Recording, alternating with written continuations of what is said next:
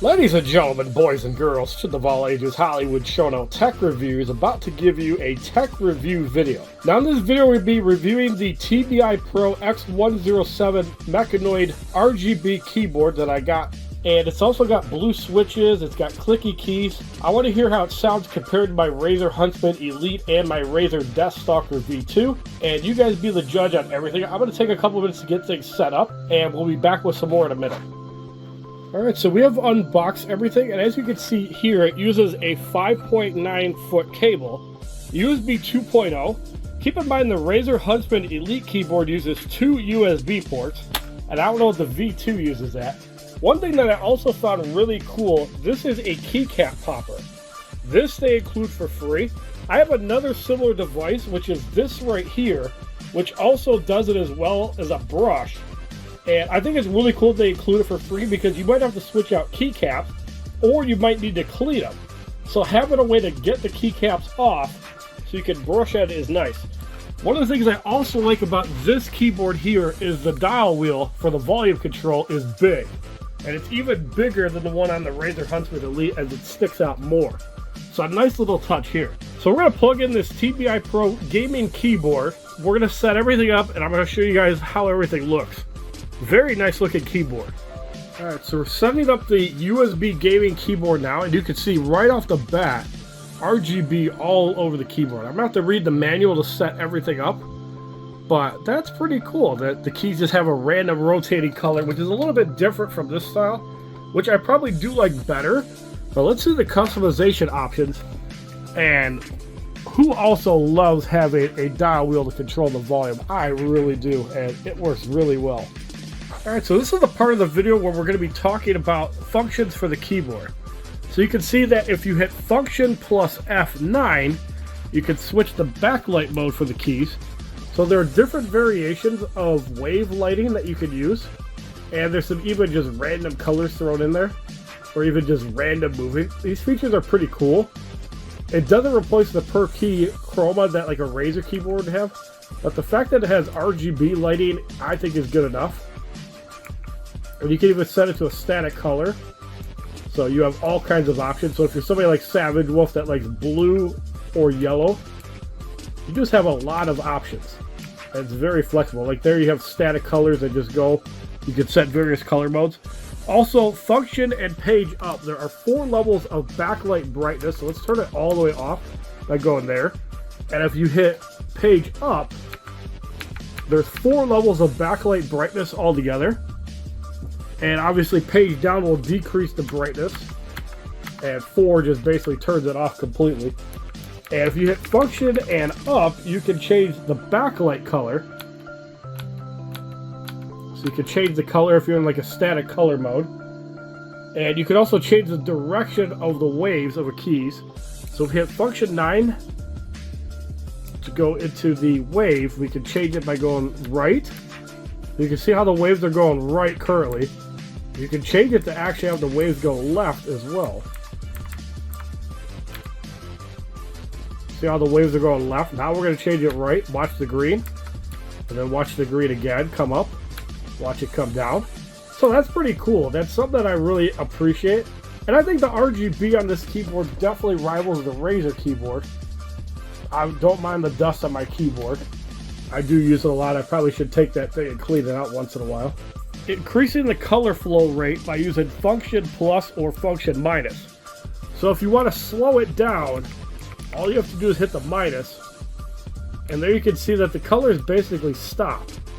So if we hit plus, you can increase the color flow rate, and that's as fast as it'll go, which still is a decent speed. You don't need it like super fast.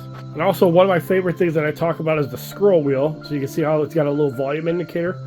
Works very well. You can also click it to mute it. A little bit more push needed compared to my Razer Huntsman Elite. You can see the click right there that you gotta make. The Razer Huntsman Elite is just a little press like that. And I feel that this one is clicky. It still gets the job done, but you can definitely hear it done. And you can hear it's slightly louder than the Razer Huntsman Elite, but it's not too bad. So if you want a really good mechanical feeling keyboard, this is definitely it. The Razer Huntsman Elite gets loud, and the Deathstalker V2 is very quiet. Almost no sound when you type on it. You want to have a little bit of a click with the mechanical keyboard. That way you can tell that your keys are accurate. One of the other things I like about this keyboard is that by hitting Function and F1, you can open a new window. Function F2 opens a browser. Function F3 will open up a mail app. Function F4, one of the most used features when you're adding up grocery bills, figuring out payments, or anything. I love that they have a shortcut to the keyboard. Even though I still have mine on the taskbar, having a keyboard open is a godsend, and having a shortcut key for that is great. I love the fact that there's a calculator keyboard shortcut. And there are other function keys, like Function F5 will stop it. You got reverse, you got play, you got forward. But you can also use these keys to play and reverse and go forward as well. But it's nice to have additional keys that function like that. I just love having the shortcuts there, so you don't have to hit the function keys. And Function F10 and 11 and 12 control the volume. Really cool that they have this built into the keyboard. So if you don't like these buttons, or for some reason they wear out, you can still mute your volume. Having that feature in a keyboard is great. Now you can also lock the function keys and lock the Windows keys. The reason that you would do this is when you're playing games, you don't want to be hitting the function key or the Windows key on accident and then screw up your progress and lose a match. So being able to lock and unlock that is pretty important. So all you have to do is hit function plus window to lock it. But there's also macro buttons on command 1, command 2, so you can actually hit macro buttons as well. And the TBI-Pro X107 Mechanoid Keyboard has no restrictions on the number of keys pressed simultaneously and processed by the computer. This means that each key when pressed is analyzed individually.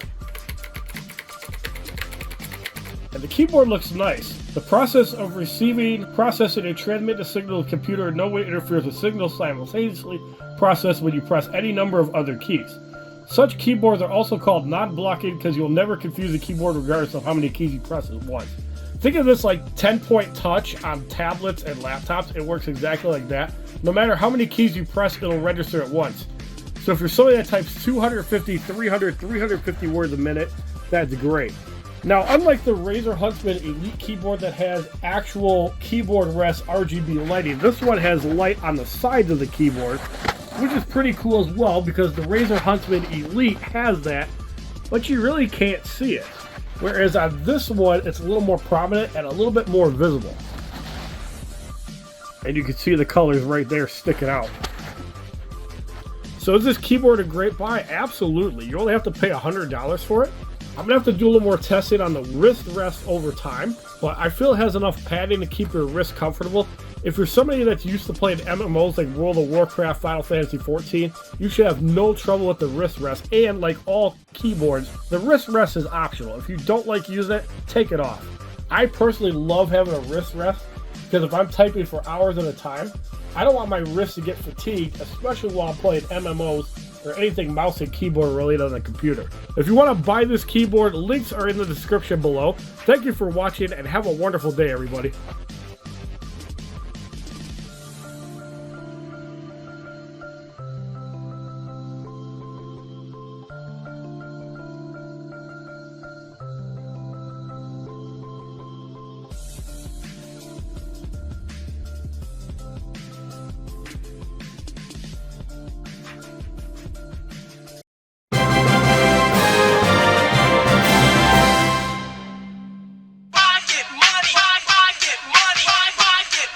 Fit me.